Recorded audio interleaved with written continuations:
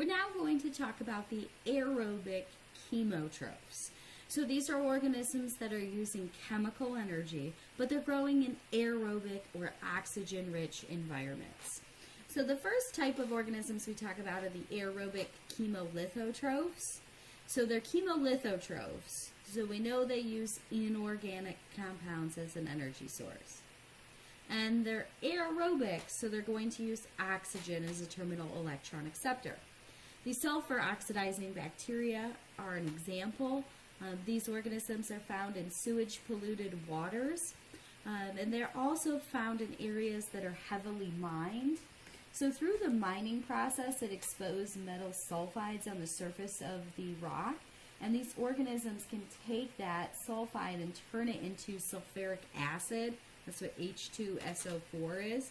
Sulfuric acid then feeds into the local water, and it will lower the pH, and that's detrimental for the aquatic life, the plants and the animals, that other bacteria as well, that live in that water source.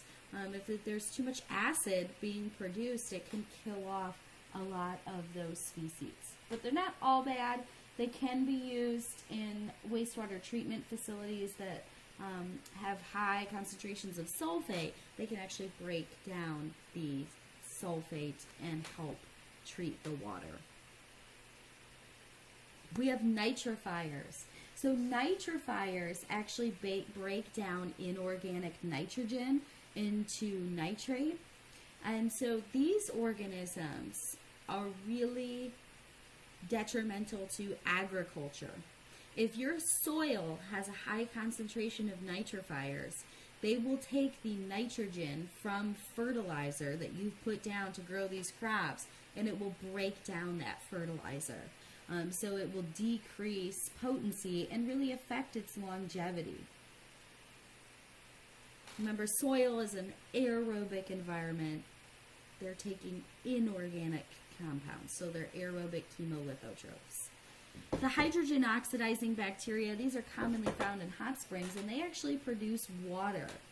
So they grow in warm temperatures. They use hydrogen gas as an energy source and oxygen as a terminal electron acceptor, and assemble them into water.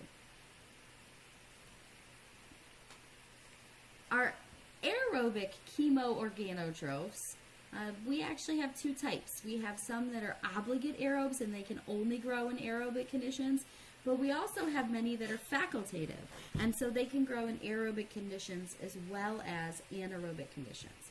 But they all use oxygen as a terminal electron acceptor, and they all use organic compounds in order to generate energy.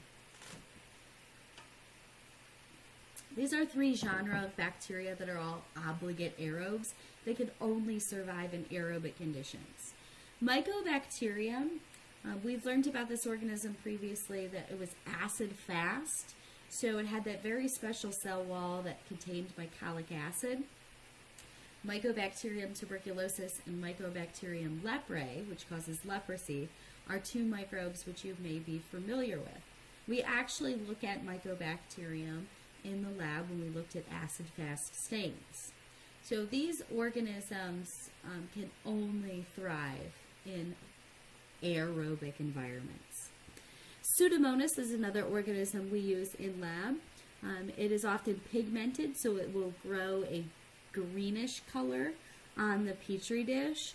It does live in soils and water, and Pseudomonas aeruginosa is a very common cause of skin infections, especially in burn victims. Micrococcus, another species we work with in the lab that is really found in salty environments. So this organism can tolerate salt. It's halotolerant. And Micrococcus luteus is an example. That's what's pictured here on the board. That yellow coloration is a pigment that the micrococcus produces. So all of these obligate aerobes, they cannot use fermentation, right? Fermentation is an anaerobic process. These organisms can only carry out aerobic cellular respiration.